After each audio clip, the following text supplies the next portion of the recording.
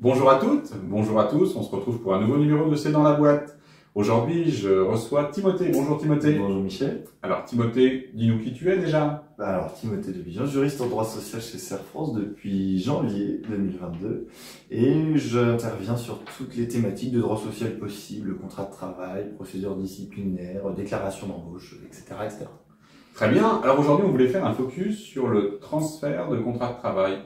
Qu'est-ce que c'est que ce truc? Alors le transfert du contrat de travail, Michel, il faut savoir qu'il en existe plusieurs types dont la nature va dépendre du contexte dans lequel il intervient. On va en voir deux principaux aujourd'hui, le transfert légal d'un côté et le transfert contractuel de l'autre. Le transfert légal du contrat de travail, c'est lorsqu'une modification intervient dans la situation juridique de l'employeur. C'est par exemple à l'occasion du passage en société d'une entreprise individuelle, c'est lorsqu'une entreprise rachète une autre entreprise. Dans ces cas-là, il y a un transfert automatique des contrats de travail et personne ne peut s'y opposer. Pas le Que choix. ce soit l'ancien employeur, le nouvel employeur ou le salarié, personne ne peut s'y opposer. Ok. Et de l'autre côté, on va avoir le transfert contractuel. C'est un transfert volontaire du contrat de travail. Il intervient par le biais d'une convention qui est signée par l'ancien employeur et le nouvel employeur. Et l'accord du salarié est bien évidemment nécessaire pour que l'opération puisse se faire correctement. En conclusion, tout type de contrat de travail peut faire l'objet d'un transfert. Donc que ce soit un CDI, un CDD, un contrat d'apprentissage. Pas que les CDI, effectivement. Tous les types de contrats sont concernés par cette opération. Ok. Alors, tu as évoqué tout à l'heure la situation du rachat d'entreprise, ça arrive quand même très fréquemment. Est-ce que tu peux nous en dire un petit peu plus sur les modalités précises de ce cas-là? Effectivement, dès lors qu'il y a un rachat d'entreprise, l'employeur doit être vigilant à un certain nombre de points, notamment le fait que l'ensemble des clauses du contrat de travail est maintenu.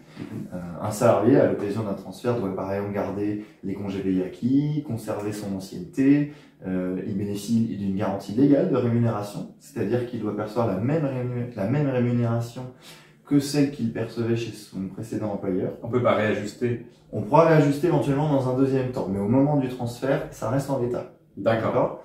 Et enfin, un salarié doit aussi garder un niveau de couverture sociale équivalent, donc couverture sociale, mutuelle et prévoyance. D'accord, donc on doit conserver... Tout reste en l'état au moment du transfert. Après, si on envisage des modifications, ça viendra dans un deuxième temps. Ok. Alors comment toi tu pratiques en fait quand tu es confronté à ce genre de situation? Alors nous, au quotidien, on propose en fait un accompagnement qui se traduit par une analyse complète de la situation pour déterminer le transfert auquel l'entreprise est confrontée.